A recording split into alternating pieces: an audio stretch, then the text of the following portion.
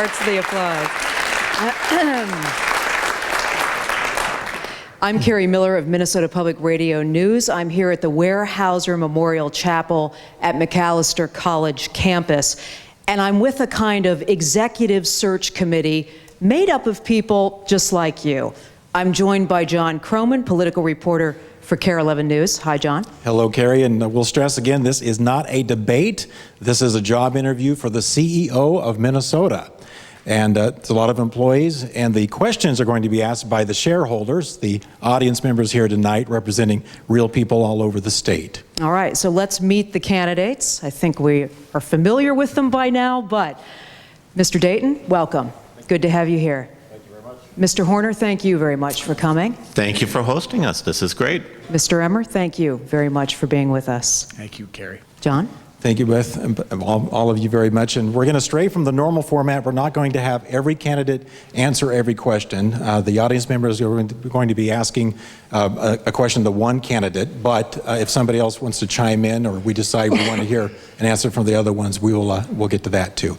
First question comes from Marcia Ballinger, and she is Dr. Marcia Ballinger with Keystone, an executive search committee, so she knows a little bit about all of this. And what's your first question, Marcia? Well, I'm going to follow my colleague Lars's advice, and I'm going to ask a behavioral question, which is not an opinion, and it's not a what if, and it's not an intention, and it's not a discussion about one's opponents. It's a tell me a time when. My question is for Mr. Horner. Could you tell me about a time when you, as the head of an organization, hired an A-plus team and achieved outstanding results? How did you assemble that team, and what were the results? Great question. Thank you. As the CEO of my company, Himley Horner, I was always in the position of hiring an A-plus team, and felt that one of the things that we did very, very well was to put together a team of diverse talents, a team that really brought different assets to the table, that had different strengths, different abilities, but also a team that could merge all of those talents into a single cohesive unit. And I felt that in my role as the CEO of the company, it was my responsibility not only to make the right hiring decisions, but then to take it the next step and make sure that we were bringing everybody together as a team so that we could move forward together. A follow-up, Marcia, or does that satisfy you? I would like to ask the second part of the question about some specific results that your team achieved when you were that CEO. Well, we were a very successful firm. The firm is still successful even without me, which I suppose says something. The results we were able to achieve on behalf of our clients, we did a lot of work, for example, in older adult services, where we helped redefine what it's going to take to move Minnesota forward, to create a different kind of outcome for older adult care, to engage people at different levels. There were a number of examples like that where we were able to bring our client or our team together with our clients to really make a difference in how the client's goals were achieved. I think Kerri's got a questioner over there. Yeah, I'm coming over here to Elizabeth. Elizabeth, what do you do? I'm retired. Okay. Your question. My question is very simple, and it's for Representative Emmer. What would you like most about yourself to change?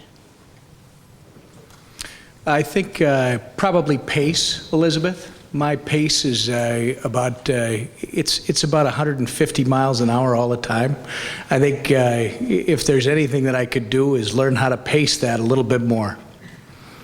That's satisfactory? Sure. Oh, she's letting you off easy. I see. Over All there. right, back to this side of the room, we've got a question from Teresa Sheehy of Minneapolis, and you're going to ask your question to whom? To Mark Dayton. Okay, go ahead, Teresa. I thought I'd go with a classic. Mark, what would your kindergarten teacher say about you? Well, I remember when I went to my third grade teacher when she was awarded the National Teacher of the Year years ago, and I went to a recognition dinner, and she said that she always knew I'd turn out to be no good. So this is after I'd run for the Senate the first time. So maybe my kindergarten teacher would make the same prediction. And she was wrong, right? Tom Emmer, Opinions vary. I want to ask Tom Emmer what you think your kindergarten teacher would say about you, then and now. He was a lot of work, and boy, he turned out much better than I thought. Here's a question from Nancy Engel from Rosemont. She submitted this query. Tell us about a time when you made a serious mistake at work. What was the mistake? How did you handle the situation? What did you learn from the experience? Mr. Dayton, to you. Wow.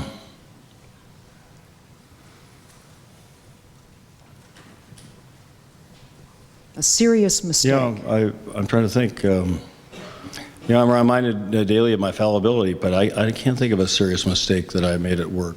I made mistakes that in hindsight, but I've always taken my work very seriously, and I've always made what I believe are the best decisions at that time. Mr. Horner, a serious mistake in your career, and what did you learn? I do recall a time when I was chief of staff to Senator Durenberger where I jumped to the wrong conclusion. It was about a significant issue involving a staff person where I really didn't trust the person as much as I should have. And in the end, the person was right, and it did have some serious implications.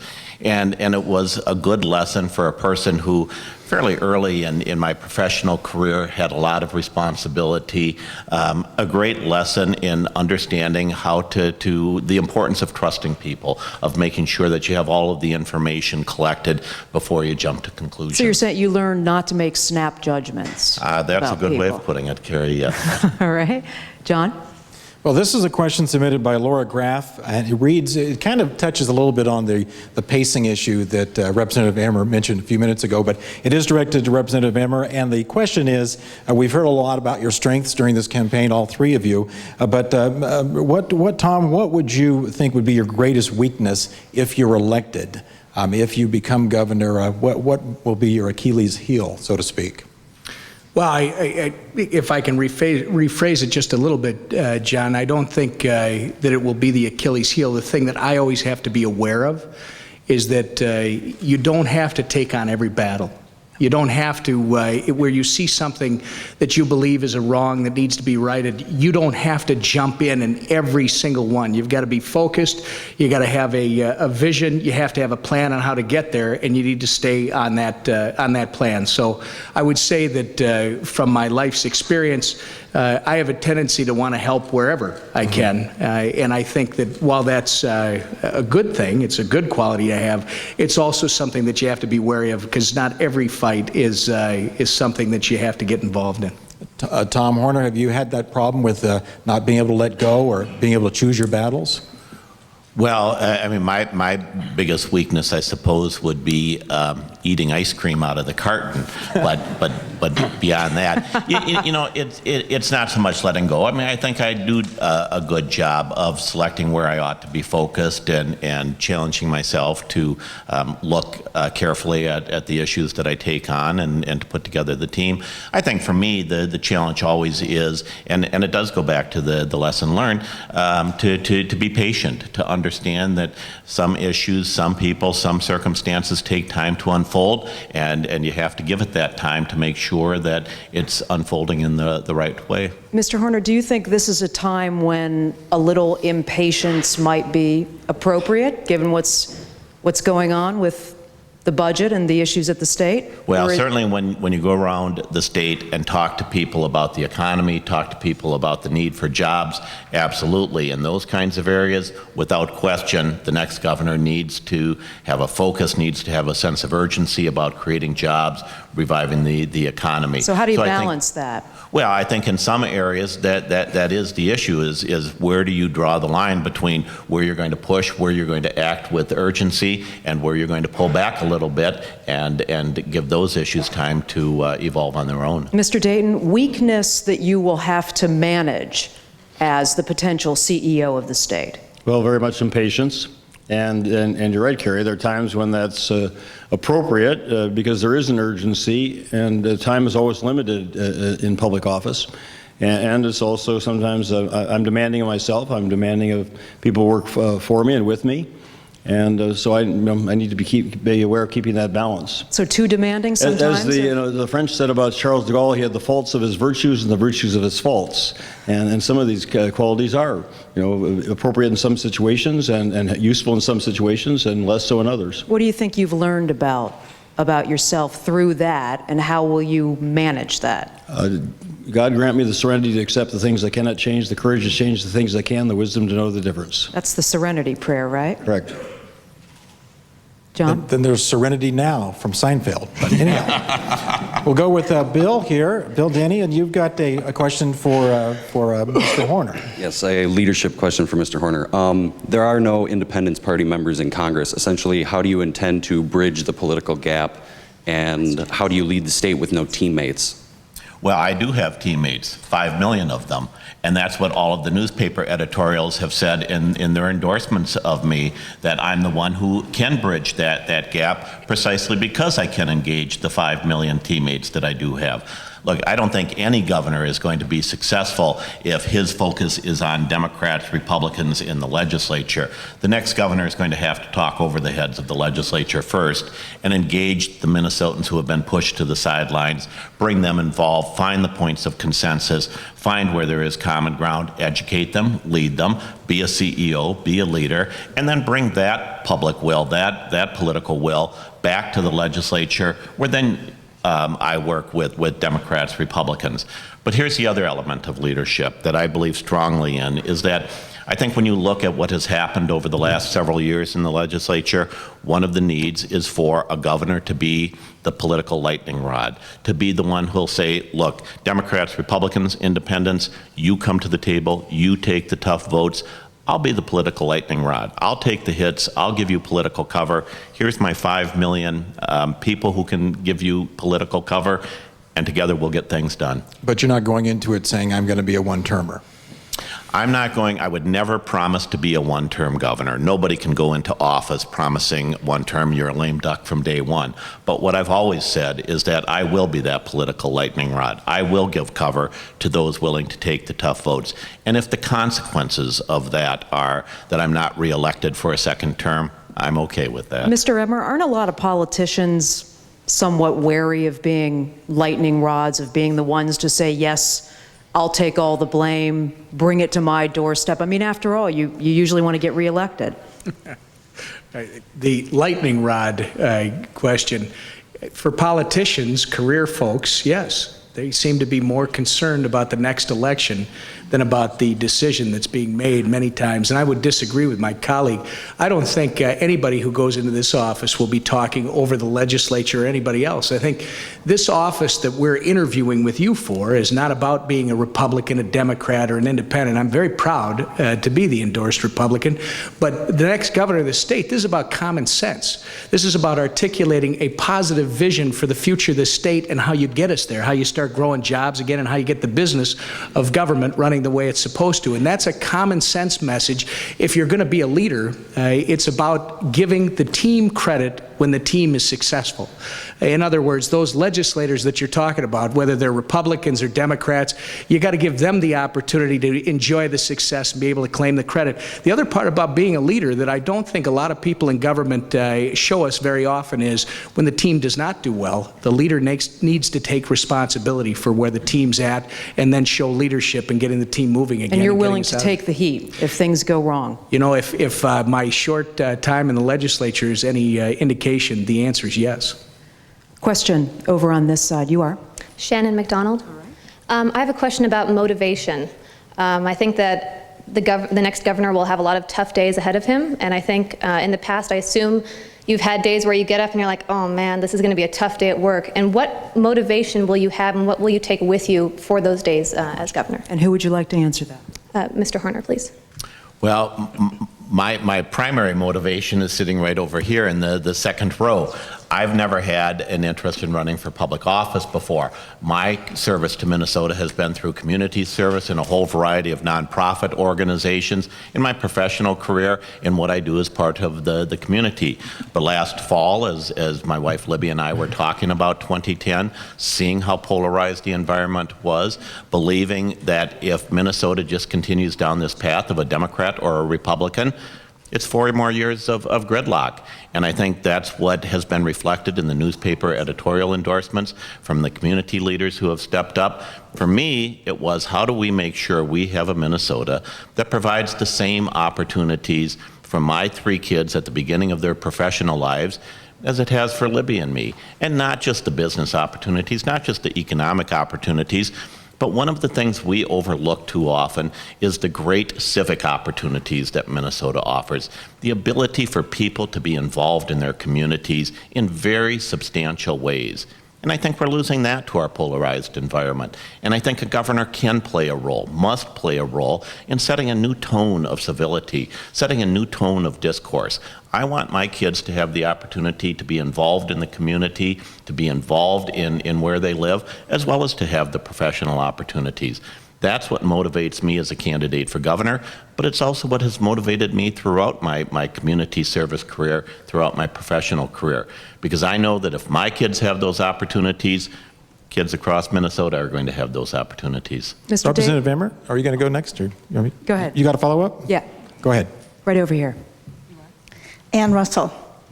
I have followed the race very carefully this year, and I think I know most of your positions on everything. What I want to know, and I think I'd address this question to Mr. Emmer, how are you going to surprise us? Well, I suppose I'm going to surprise you by being something that most people that have gotten to know me understand I am, which is just a Minnesota kid married to a Minnesota girl trying to raise a Minnesota family, not a Republican or a Democrat, just somebody who comes from the outside of government. So how am I going to surprise you? By actually doing the things that we're talking about doing. The other place that I really would like to show a difference going forward is we have these political meetings, and Democrats, Republicans, all over the state on a monthly basis. You know, they call them basic party organizational units, where Democrats get together in one county and Republicans get together in another county. You know where I'm going to surprise you, and I hope everybody else? If I'm elected governor on November 2nd, what I'm going to do over the next 4 years is show up at meetings like that, and not just Republican meetings, at Democrat meetings, and walk in the door, be willing. If you believe in the vision that you're offering, you know, we have people who try to stake out a middle position and say that we can be everything to everybody, but you know what? What makes this country great is we're supposed to have different point of views. We all want the same thing, right? We want great education for our kids. We want clean air. We want clean water. We want good paying jobs in the state of Minnesota. We just have different perspectives as to how you get there. And if I'm elected governor of the state of Minnesota, I will set forth that vision that we've already put out in writing in terms of our budget and what we would do. And then I will actually go and meet people face to face, walk into a BPOU meeting of Democrats, and maybe initially when I walk in, they might be a little taken back, but I think we've lost the ability. If you will talk to each other, even if you disagree, you can't dislike each other. You might disagree, but you're not going to dislike each other, and I'd like to show you that. Hopefully that'll surprise you. Does that sound like a big enough surprise? Not quite, because I would expect that. I'm a Democrat, and I'm kind of a knee-jerk Democrat, and I want to know how you're going to surprise me. What part of you is going to be attractive to me? What am I going to see in your governorship? I can say, well, gee, there's something here I can appreciate. Well, and and that's what it is that I'm going to show you that by rising above labels, by setting out that vision and then approaching both sides, and it's in the legislature and it's out on the street, it's out on Main Street. If you believe in what you're talking about, if you can share that with others and bring them on board, get them invested in the message. I'll give you a quick story, by the way. I was on a city council in Delano, Minnesota, before I was elected to the State House of Representatives. And when you're on a city council, you don't necessarily declare that you're a Republican or a Democrat. And the first year that I walked through the parade, the Delano 4th of July parade, Jackie remembers, I got to the end of the parade and a nice lady jumped out of her folding chair, ran into the middle of the street, gave me a big hug and said, "Why did you have to be a Republican? You could have made such a great Democrat." Okay? It's because you just apply a set of principles, and if you apply those principles and you're willing to articulate clearly where you stand and find out what other people are thinking, and then work together to get to where we both need to be. It's not about being a Republican or a Democrat. Again, make no mistake about it. I'm very proud to be the endorsed Republican, but it's about rising above, showing common sense, and being able to get people to all join together on a positive vision for the future of the state. Thank you, Tom. Senator Dayton, you probably have heard, I'm here, you have to look into the bright light, it's like an interrogation. You've probably heard Representative Emmer say that he's going to invite the Republican tracker to his Christmas party. Would you have the DFL tracker to your Christmas or holiday celebration? Absolutely, I'll invite the Republican tracker as well. Okay. Actually, we invited Senator Dayton, too. I'm sorry, the Republican tracker, I'm sorry. Would you have the young lady and young man? Absolutely. And why Absolutely. Why would you have them over? Well, because we're all Minnesotans. I've been engaged in this process before. You know, this is the greatness of our country, is the small d democratic process. You know, I've been all over the world, and I've been to the countries, you know, where the basic rights we have here to gather together is something that people can't even imagine. I mean, you go to Iraq, you know, right after the toppling of Saddam Hussein, and you mention the word Saddam Hussein in a room, and people, they just wanted to disappear into the wall. I mean, they didn't breathe. I mean, you realize how precious this is. I used to love it when young people would come to my office in Washington, because I said, you know, in all the course of human history, all across this planet, this is the epicenter. This is the most advanced form of self-governance that the human race has ever been able to devise. And because I wanted them to feel a sense of ownership and participation in that. So absolutely, you know, after the election, we're all Minnesotans. We all want, you know, most of the same things for ourselves, for our children, our grandchildren, our communities. And that's the time absolutely to come together and recognize our common humanity. Mr. Dayton, I just wanted to follow up on something that Ann asked. People know you well in the state. Your name is a very familiar name. Do you think you're capable of surprising anyone in the state?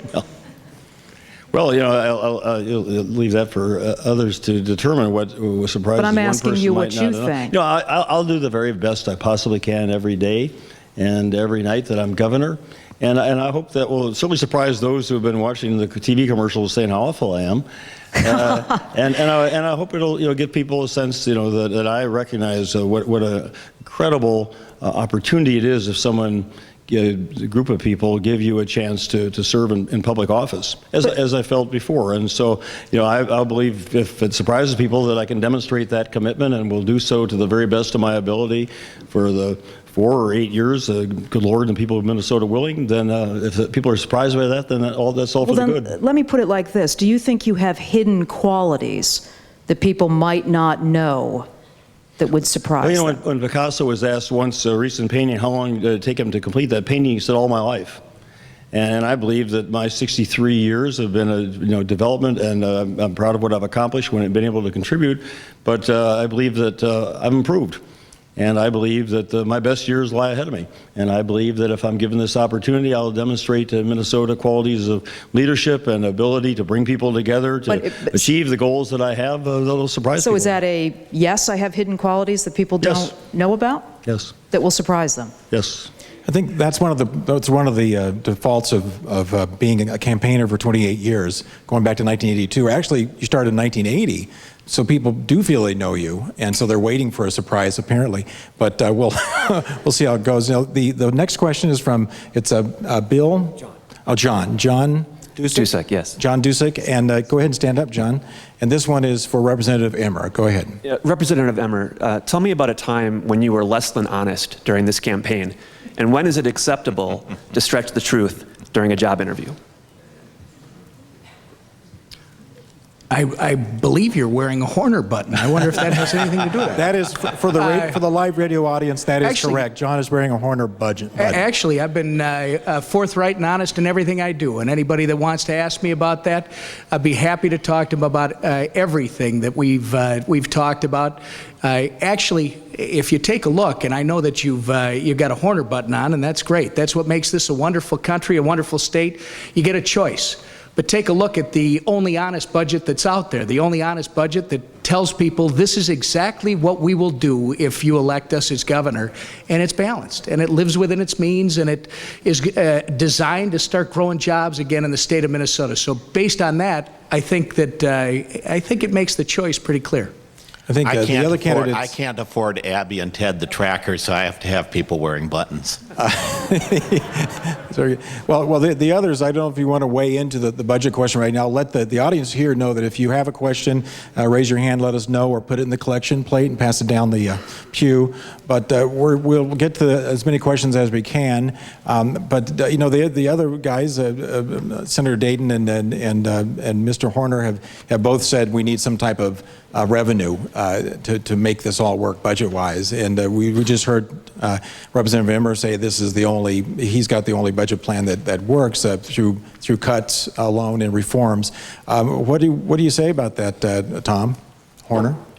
Well, in fact, I mean, as many of the objective analysts of the three budget plans have said, that Representative Emmer's budget isn't balanced, that it doesn't add up, that he is ignoring the reality of the state's fiscal forecast and of what we're actually spending today. So, you know, I think that all three of us have done a good job of laying out a clear vision of how we would govern, of where our priorities are.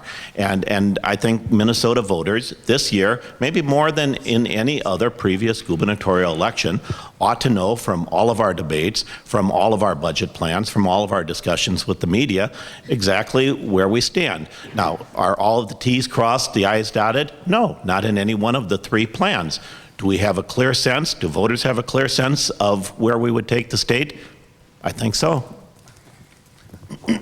And Senator Dayton, do you want to touch on your income tax increase for a new bracket of higher earners?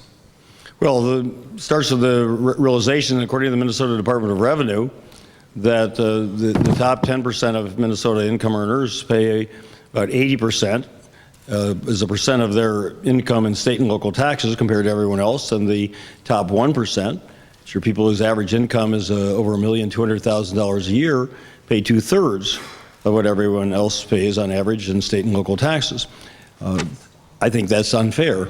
And I think you go back to under Republican Governor Arne Carlson 16 years ago, the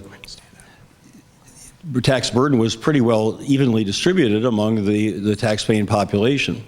So, you know, where would propose to take Minnesota would be to not even bring it back to an even level where everybody's paying the same percentage. It would still be regressive, but it would at least restore some of that equity. Whereas, you know, Mr. Horner would, by increasing the sales tax or extending it to clothing and personal services like haircuts and car repairs, according to the Minnesota Department of Revenue, middle-income families pay 2.5 times the percent of their income in the sales tax, as do top income earners, and the property tax increase, most onerous on middle income, that's about 5 times more than on top income earners. So I just think it's a fair approach. Thank you very much. Maybe we can get back to some of the job interview. I have kind of a head-hunting kind of question here from a person named Dave Johnson from Maplewood who works for 3Ms, and you actually have many patents to your name. And you have a question about inventiveness of our finalists and these job candidates here tonight. Sure. My question is for Mr. Horner, and innovation is a personal value of mine. And if there was ever a need for an innovator, I think now is the time. Could you give me a story? Could you give me some examples or tell me a story how you've been able to successfully innovate? Well, thank you. That's a great question because I agree with you. I think that this is a time for innovation. Excuse me. And so, yes, I mean, I think you look at my campaign, and it is a campaign of innovation. The way that we have reached out to people in new ways, with Twitter town hall meetings, with different kinds of outreach through social media, with the kinds of advertising that we're doing. But I also think that we've been innovative in the campaign in the way that we're talking to people about real solutions, in the way that we are willing to take a look at not an economic plan from 16 years ago. I mean, what business would write a strategic plan and say, let's root it in 1995? That's the way to deal with the new economy. You wouldn't do it. Why would we have an economic policy for the state that is rooted in policies that maybe worked 16 years ago? And so I think the willingness to take on a transformation to a different kind of tax system, to move us more toward a consumption tax that matches the economy that we actually are dealing with today, that is going to prepare us to be competitive in the future, with an incentive for investments by individuals, by small businesses. I think that's the kind of innovation that we do need, a willingness to break free from the narrow liberal ideology of the left or the very narrow conservative ideology of the right, and to say we have to be different, we have to change, we have to be innovators. Let's come over here for a question right on this side. I'm Dan from Northfield. This is a question for Representative Emmer. Which former Minnesota governor do you admire the most?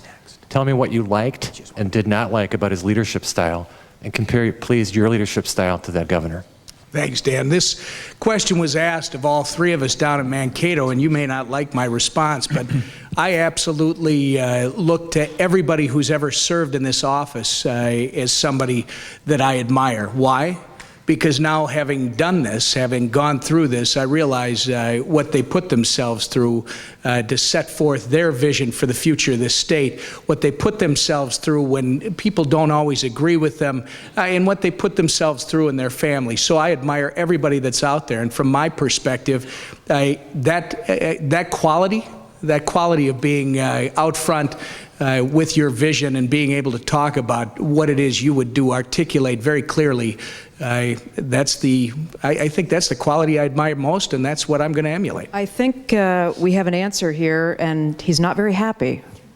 I'd like you to be more specific. Can you tell me how you compare your leadership style to Governor Pawlenty and Governor Cui? Who are you more like? What you like and dislike about each of their styles? Dan, this is the job interview for the Minnesota governor. We needed something more specific. Please. Right. Well, I'll give you more specific. I compare myself to Tom Emmer. I'm not Al Cui. I'm not Tim Pawlenty. I'm going to be Tom Emmer. Tom Emmer is forthright and honest. Again, I've told you, I have put out the only honest and complete budget, and I'm going to keep talking about it because it is the one that balances within government growth. John said earlier that it's all about cuts and reform. Well, you know what? Mr. It's Emmer, not. this is really about job interview, not necessarily the policy position. So, to specifically that question. And I think I answered it. I think we're hearing murmurs that you did not answer it.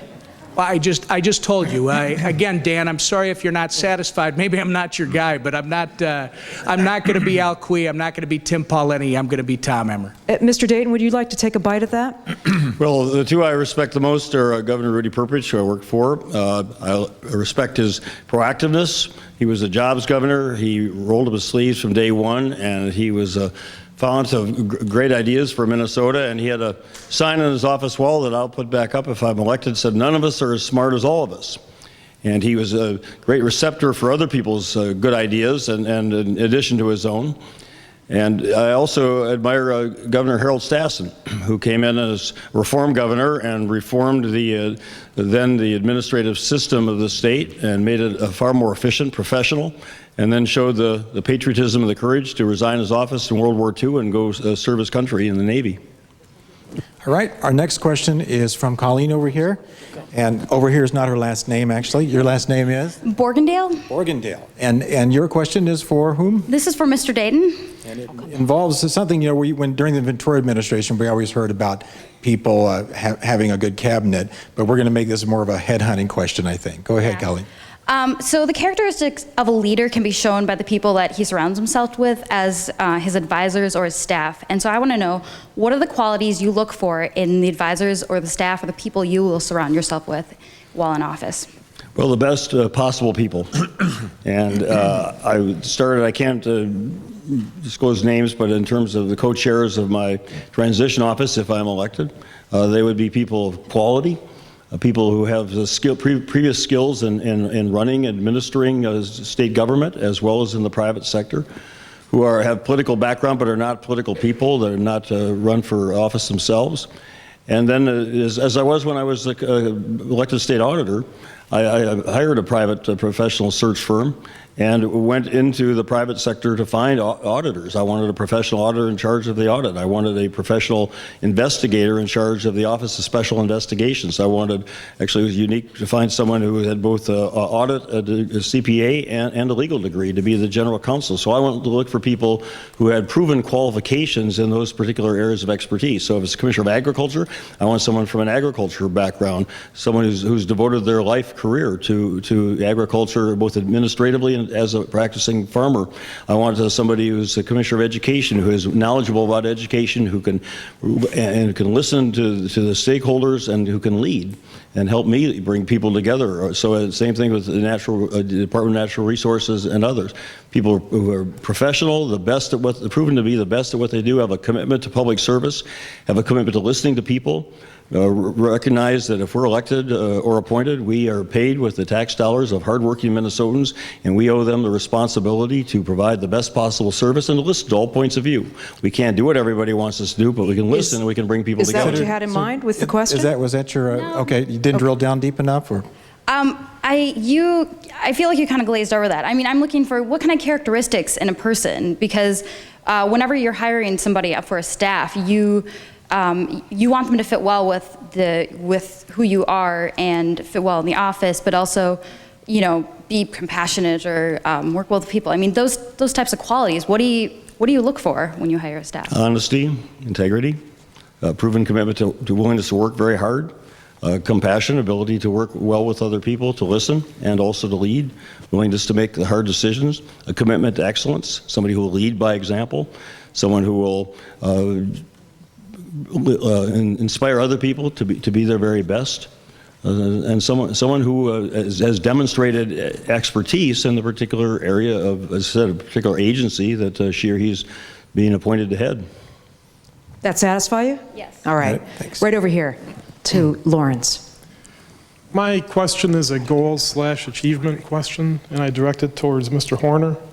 After 4 years as the governor of the state of Minnesota, what would you have accomplished that would enable you to view your governorship as successful? Well, that's a great question, and thank you, Lawrence, for asking that. And it's not only the goals that I want to accomplish. Actually, it's a promise that I make to Minnesota that I won't run for re-election if I don't accomplish this. And it comes in a couple of areas. One is that absolutely, I'm going to leave the next governor with a budget that is balanced honestly, fairly, transparently. I'm not going to hand off to the next governor the mess that is being handed off to the governor in 2011. Secondly, that we will have schools in which children are coming into kindergarten prepared for success, in which teachers are empowered to teach, and in which we're graduating, we're raising the graduation rates for high school, and beyond that, we're having 12th graders coming out prepared for whatever their next step is in life, be it the military, a job, or continuing education. Thirdly, that we will have more jobs in Minnesota, and not just more jobs that pay a salary, but more career jobs, more jobs that families can raise that parents can raise their families, where they can have the good quality life. Those three things are my goals, but they're also my promises, and if I don't achieve them, I'm not running for re-election. Is that what you wanted to know? I thought it was pretty specific. Okay. All right, good. Over here to Deborah. I think one of the questions that we all have, I think a lot of us are just getting so sick and tired of the polarity of all of this. And so the question we would have for you, Senator Dayton, is what have you done in the past in times of great challenge, which we're in the midst of right now, to really bring people together rather than opposing each other? And a specific example. So think back and provide us a specific example where you've had to bring people together during difficult times, even though they may have been opposing each other. Well, I served in the U.S. Senate for all 6 years under a Republican president, and for 4.5 of those 6 years with a Republican majority in the Senate. And so I learned to work with people on both sides of the aisle. And I was able in my last year in the Senate to get the first congressional funding for pioneering program, the Minnesota National Guard, called Beyond the Yellow Ribbon, where they were providing supportive services to returning Iraq and Afghan war veterans and to their families, help them reintegrate into society. And I worked with Senator John McCain, a Republican from Arizona, then may rest in peace, Senator Ted Stevens, the chairman of the Senate Appropriations Committee. In fact, signed up for a trip to go to China with him as part of a Senate delegation, specifically, well, for both the opportunity to learn more about the relations between our two countries and also to build a relationship with him so that I was able to, with his support, obtain that funding. Senator Dayton, we'll grab the whole panel's attention here for a second.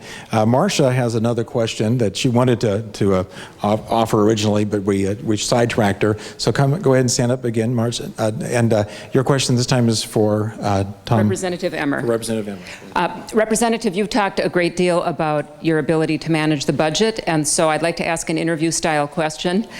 Tell me about the time where you, as the head of an organization, not involved in an organization or sharing responsibility, but as the head of an organization, have had successfully to slash a budget. What did you do? What was your thought process, and what were the results? Well, the thought process is you can't spend more than you have coming in, first off, and you have to do this in business.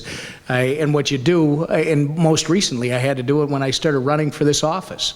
You can't, you have to manage your business, and what you have to do is look at the people that you have, look at what business you have, look at what money you have coming in, where you need the help, where you need the work, and then you make cuts accordingly. And it's the same thing. I want to correct something though, Marcia, because here we're not talking about government revenues going down in the state of Minnesota. The next governor, the next legislature are actually going to have 7 to 8% more in revenue to spend. The difference here in this job interview is that my two colleagues here believe that it should grow beyond the 7 to 8%. I have put forward a budget that would keep it within the 7 to 8%. So making choices about the question was really about tell us a situation. Have you had to lay anybody when you off? had to do this? Have you had to lay anybody off? How your decision We've reduced making. the size of our business going forward at different times based upon the revenues that we were taking in versus the expenses we had, yes. Marcia, is that sufficient? It's partially sufficient. It's the situation that you were in. I'm assuming you mean that in your law practice. That's the business that I was running, yes. Okay. Because there's, businesses are cyclical, and Senator Dayton and Tom Horner, you've also probably been in situations where things were being downsized for one reason or another. How did you handle those types of decisions, the priorities that went into that? Absolutely. In the more than 2 decades that I helped run my business, we were in a business that had some ups and downs, that can be a cyclical business. One of the things I'm most proud of is in those more than 2 decades, we never laid off a single person because of economic reasons. We always found other ways to manage the budget. So my first priority was to make sure that my employees can continue to earn a salary, can continue to earn good benefits. Beyond that, we looked at where we could trim back. Oftentimes out of the owner's pay, the owner's benefits, oftentimes out of the office expenditures, how we could cut back, become more efficient. And sometimes, that required us to make an investment based on faith. Where could we invest now, even in some lean times, where we thought we would get a better return down the road? And while I'm not going to give my political stump speech, I think there's some relevance to my campaign for governor that right now it's not just about cutting spending. It's not just about government living within its means. Of course we have to do that, but we also have to make investments for the future. Senator Dayton, did you want to take a crack at that one, or you? Well, both serving as Commissioner of Energy and Economic Development, and then later as state auditor, my budget was reduced by the legislature in 1985, and then again in '86. The legislature, the utilities were opposed to the promotion of alternative energy, solar and other alternatives, and so they were able to get the energy division budget cut by 2/3. And so I did have to lay off some people. It's very hard to do, to tell people, that their jobs aren't going to be there. And we had to prioritize, and those were painful decisions to make. And I also took a couple of the positions from the office of the commissioner. and gave up those positions rather than people who were actually on the line. And by comparison, I looked recently at the current Department of Agriculture with 545 people, has 14 people in the Commissioner's office. So back with the Department of Energy and Economic Development, we had 300 people and had 5 people in that office. Very good. So it's the same thing. You have to make hard decisions, and they're, as I say, they're especially painful when they involve telling people that they're going to not have a job. Mr. Emmer, here's a question from Kristen, who says most positions are supervised by someone. Who do you think a governor is supervised by, and how are you supervised to your best effect? Well, I think a governor is supervised primarily by the people that put him into office. It's just like any other elected official, and that's the thing that needs to change when we talk about government itself. It's about service. It's supposed to be about service. It's not supposed to be about a career. So first and foremost, it's the people that elect you that are supposed to be also overseeing the work that you do, and they will respond to the results, the performance. But then it's also your team, Kerri. What if a majority of your supervisors, the people of Minnesota, were not happy with something that you were doing? Would that be a signal to you to change? I'm sure they'd let us know when they vote. But yes, absolutely. You've got to be open. You got to listen. You got to be willing to say, you know what? Maybe there's something you didn't know. Maybe there's something you could learn. But yes, the answer is yes. But if you had an election 2 years away, you discovered that the majority of Minnesotans did not approve of something that you were going to do anyway, would that prompt you to change your mind? Well, you're asking a hypothetical without enough detail. Absolutely, you have to listen to the people because that's who you are serving. All right, over there. Very good. A lot of people are curious about Tom Emmer tonight, and including Jamie Boning. And, I got that a lot as I'm sorry, that was a... This can be edited out, right? And your question for Representative Emmer is? Minnesota is becoming an increasingly diverse state, and I'm wondering if you can tell me about a time where you've reached across a cultural difference, whether it be race, class, gender, sexuality, religion, something there where you've had to reach across a cultural difference to work with people who are different than yourself. Every day. Every day. I mean, you can't go through a day in Minnesota, a day in the United States of America where you're not meeting someone who comes from a different background, but you're not meeting someone who comes from a different cultural background, a different racial background, a different religious background, whatever it may be. It's every day. And it's not a matter, you don't look at people based on what their cultural background is, what the color of their skin is, what their religious background is.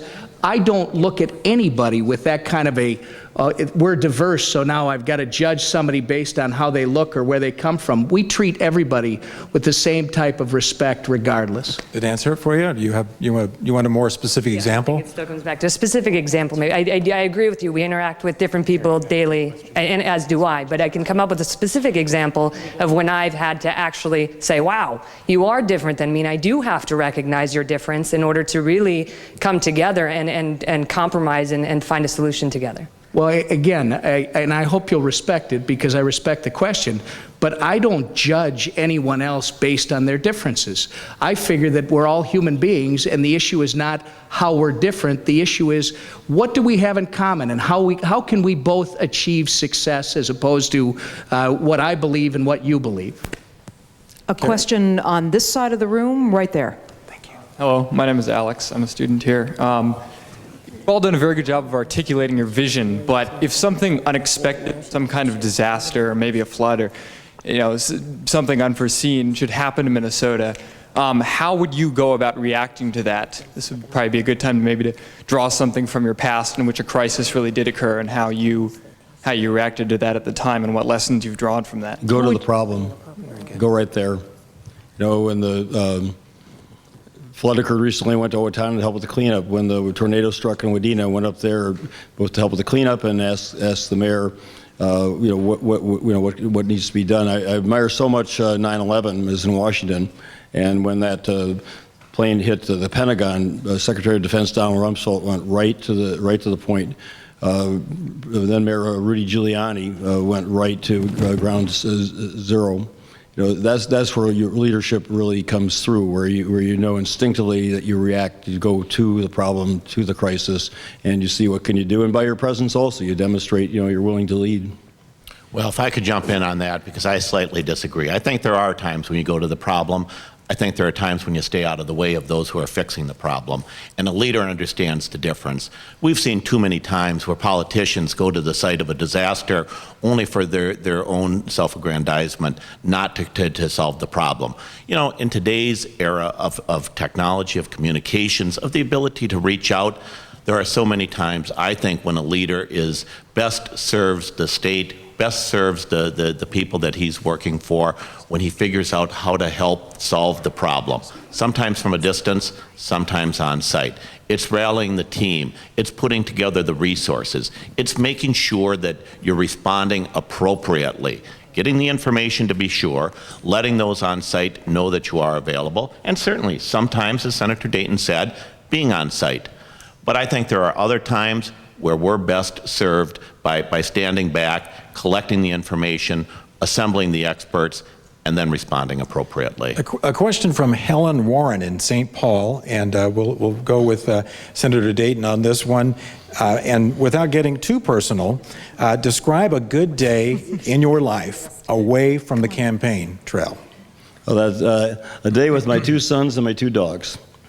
And your sons, Eric and Andrew, now 30 and 27, so any way I can get them to spend time with me, and they've been wonderful in this campaign. And then I have 2 German Shepherds, Masabi and Dakota, and they're 8.5 years old, and I just learned last week that Dakota, the female, has cancer, so I spend every minute I can now with her, because I appreciate so much preciousness of her life and the limited time she has left. We're sorry to hear about that. Do we know what the prognosis is, or how long? Not very well, just a few months. Very good. Kerri? Over on this side, Catherine. Thank you. My question is to Representative Emmer. Since the governor represents and leads all of the people of our state, how would you rate your listening skills? Thanks. Are you giving me a scale of 0 to 10? In whatever way you wish to answer the question. No, I believe that I'm a good listener and always have been. Although it's something that I think you get it more with age, and especially when you've been married for... Should we take the microphone to Jackie to find out if that's true? She's smiling. But especially when you've been married for, what is it, Jack, 25, 24 years, and with 7 kids, you know, your listening skills have to improve. But then it's not just within the family, it's outside. And I think it goes back to the question that was over here.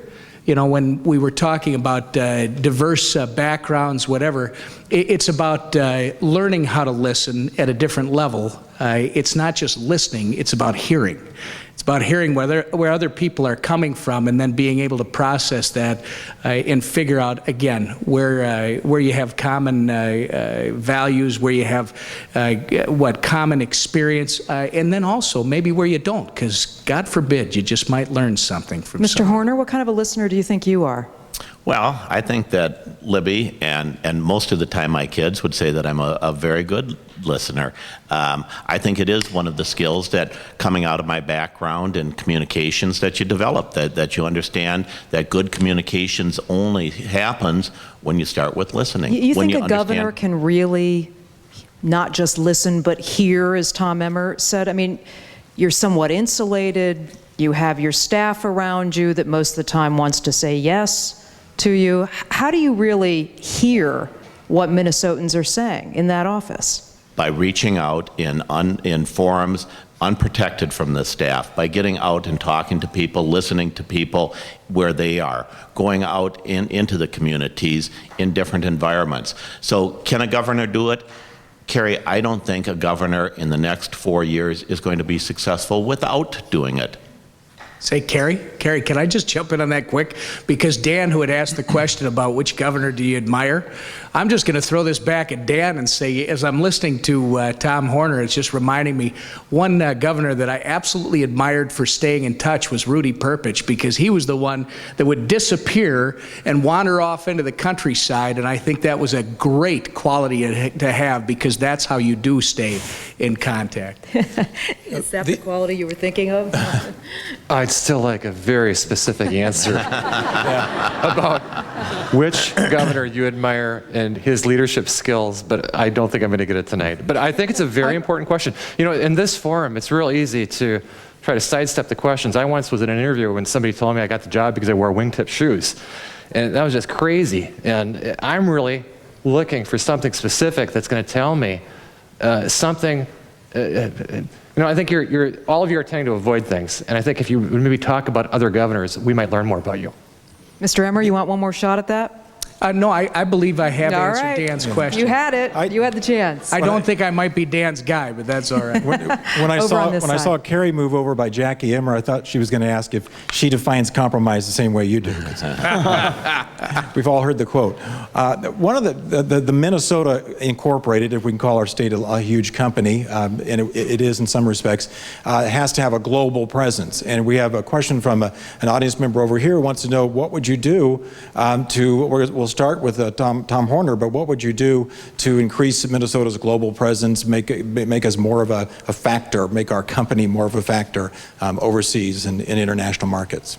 Well, that's a great question, and I think it starts in a couple of ways. I think one of the ways is that it goes back to the question about who are the kind of people that I would select as part of my team. One of the qualities is to have a worldview, to recognize that we are a state that has to compete in a global marketplace. And so I think that's one of the criteria for putting together the team. Secondly, I do believe that a governor needs to be an ambassador, needs to reach out, needs to lead trade missions. I disagree with Senator Dayton. I think we need a trade office. I think that's an important part of how we reach out to the world. Thirdly, I do think that we need to encourage all of our institutions, and particularly education, to take more of a global view. I know there's a lot of controversy over programs like language immersion programs in our elementary schools. I think we ought to be encouraging that. I think that's part of how we develop a culture of global outreach and global awareness. So I think it's all of those ways. I heard on Minnesota Public Radio once that in Mandarin there's no word for stakeholder. I'm not sure if that's true or not. You mean they don't have politicians there? No, exactly.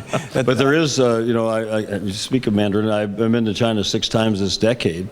And I remember meeting with the deputy mayor of Shanghai, and he said, first time stranger, second time acquaintance, third time friend. So building those relationships, and those are relationships that a governor can doors that the governor could open on behalf of businesses, on behalf of others. He's also the one, when I said I'm from Minnesota, do you know where that is? He smiled, he tapped his heart, and he said Medtronic. So, these are the ways in which we can build relations and economic opportunities and friendships that will cement the ties all over the world. One of the trade issues, though, was always protectionism, it's called, or saving jobs at home. What would you, as the head of this corporation, do to make sure we buy more American? Well, I think we should use public funds for public purposes, and public purposes are very much about employing Minnesotans. The broader scale employing Americans. I mean, that to me is one of the ways in which you use one of the criteria you use for public funds. On the other hand, now we want to encourage reverse investment. We want to encourage. I went to Laiwu in China because at that time that Laiwu Steel owned a good share of a taconite plant up in northeastern Minnesota. Now SR Steel, an Indian company, is considering a major investment there. When Gerdau Steel in Brazil was in a labor issue in Newport, I went to Sao Paulo, Brazil, and they said that helped break the impasse. So definitely as a governor, you're going to be part of a global economy. Very good. Kerri? Mr. Emmer, if you weren't in the room, what do you think Jackie would say was your greatest weakness? Well, here, I'll leave. Should somebody play the dating game music now? Actually, she would probably tell you that I care too much. I've heard the phrase during the course of our marriage. Is that really a weakness? I mean, well, it is. It is at times, because Jackie will tell you that it's that story about the cobbler's kids have no shoes at times. It's been a great ride so far for Jackie and I. We're blessed with this great family, but we've also become completely absorbed within our community. It's not just about our family. It's all the kids that she's given me the opportunity to coach. But that sounds like an attribute, not a weakness. Well, no, Kerri, again, take it for what you will. Too much of anything can sometimes have negatives, and I think Jackie would tell you that sometimes there's a balance that you have to reach, and that's something we've learned over time. Mr. Horner, how about you? Not Jackie. I don't know. Your You way. should. Yeah. What would Jackie say about Jackie you, do you knows think? yours, too. Yeah. Jackie is Maybe one we smart should find cookie. I guess so. Yeah. She'll tell Mark's next. Yeah. You should ask Libby that question. Yeah. Why not? I think impatience, in the general scheme of things, just impatience to get things done and move forward. Yeah. That's it, he's a very impatient man. And? But he's always on time. John over there. Did you roll the Pointer Sisters yet? Anyhow, one of the questions that came up involves natural resources, and it's not really a headhunting question, but it is a budget-cutting question, and that's one of our most greatest assets in Minnesota. And if you start making these budget cuts, regardless of who's elected, there's going to be cutbacks. We know that. How do you deal with some of the things with water quality that are coming up, and that is really a matter of enforcement and regulation? We'll go first to Mark Dayton. Well, fortunately, the people of Minnesota approved the Legacy Amendment, which provides funds for specifically improving water quality and other purposes. So, that's an area where Minnesotans have said emphatically, and properly so, that they want us to move forward and make the investments necessary. I think there are definitely, as some of the recent investigative pieces have disclosed, ways in which that needs to be improved. I remember reading one case, the requirement is to have a plan. It's not to produce results, clean up the water, it's simply to have a plan, which is where, sometimes government gets out of place with itself and focuses on the bureaucratic procedure rather than the result, the outcome. So, in that area especially, we'll continue and in fact intensify that commitment to clean up our waters. Let me just say this, you're listening to a job interview forum at the McAllister College Chapel with Minnesota Public Radio News and KARE 11 and the three top candidates for governor. Mr. Dayton, what's the hardest lesson you've ever learned? Well, I'm an alcoholic. It's a hard lesson to learn. And my sobriety is essential, and that's a hard lesson to learn. And it's also been the source of my strength, and it's been one of my gifts in life, although it's hard to recognize that at times. But it required me to be disciplined. It's required me to recognize my shortcomings, and it's also a great blessing is it's given me a connection with people all over the state. As when I made the disclosure last winter, people came up to me from everywhere and shared with me their own life experience, and going around the state, and one of the ways in which you really understand the challenges and struggles that people have is they're much more forthcoming, willing to share those because they recognize that common humanity. Mr. Emmer, what's the toughest lesson you've ever learned? I've learned a lot of tough lessons, Kerri, but as I'm listening to Senator Dayton, I'm just thinking to myself that probably the toughest lesson is that we are not in control of everything in life, no matter how much we would like to believe we are. We can only show up every day and do the best we possibly can do and hope that we're granted another day to give it another shot. So I think the toughest lesson, we learn them every day. All of us learn them. Human beings are imperfect from the get-go. So I think the toughest lesson to learn as you age and hopefully get some wisdom along the way is that you just can't control everything that happens in life. All you can do is show up and give your best every day. Mr. Horner, toughest lesson. Actually, I would agree with that life throws you a lot of curveballs. Libby is a cancer survivor. And you understand going through that kind of episode that when somebody so close to you, so dear to you is suffering from that kind of challenge, you learn that you just have to have faith in God. You have to have faith in the strength of the family. You have to have faith that you're going to get through this together. You can't control everything. You can't change some things. You can only hold on to each other very tightly. Our last question from Lars Leafblad, the recruiter, who started us off this morning. Good evening. My question, tonight we're privileged to have copies of all of your resumes in our portfolio, and as we assess, the one thing missing is a formal job description of what the role of CEO is for the state of Minnesota. how would you describe the 3 top responsibilities for the job of CEO, and what job has best prepared you for this role? I guess direct my question to Senator Dayton. Well, the primary responsibility of the next governor is going to be to help put people to work all over Minnesota, and I've had the opportunity to serve twice as Minnesota's Commissioner of Economic Development. I believe there is a proactive role for government, starting with a bonding bill next year rather than waiting to the following year. I was down in Austin yesterday meeting with local officials there about ways to restore the state partnership with local governments, with chambers of commerce, and looking for businesses to expand and create jobs. Secondly is fiscal management. The next governor and legislature are going to have to balance a budget. I agree with what Mr. Horner said. In contrast to previously, looking back where Governor Quee left even in the middle of a recession, his successor with a balanced budget, the next governor and legislature are going to have to take on a situation that's seriously in arrears. And then the third is going to be an advocate for education. You know, public education is the great cornerstone of our strength in Minnesota. It's been the key to our future success by so many accounts. And to help people recognize the challenges in public education as well as the opportunities to take the University of Minnesota, the MnSCU systems, move them forward to restore our public schools, the trust that people have in the public schools. When I was a senator, I had a Senator's Award for Excellence in Education. And if I'm governor, I'll restore that program because I want people to recognize those areas where there is really excellent teaching and educating going on in schools that are, I taught in New York City for 2 years. I have 4 different languages. There are 95 different languages in Minnesota schools today, I'm told. So the challenges of assimilating people from all different parts of the world, and some of them come here with no prior education at all, is one that I want to make people aware of the challenges involved. Very good. Lars, I don't know if you have a follow-up on that, or we've got a question over here. In real life, there's really no last question. So we've got a question here from Trish from Robbinsdale has a question for Tom Emmer. Come on up. You can answer with a yes or no, make it very easy.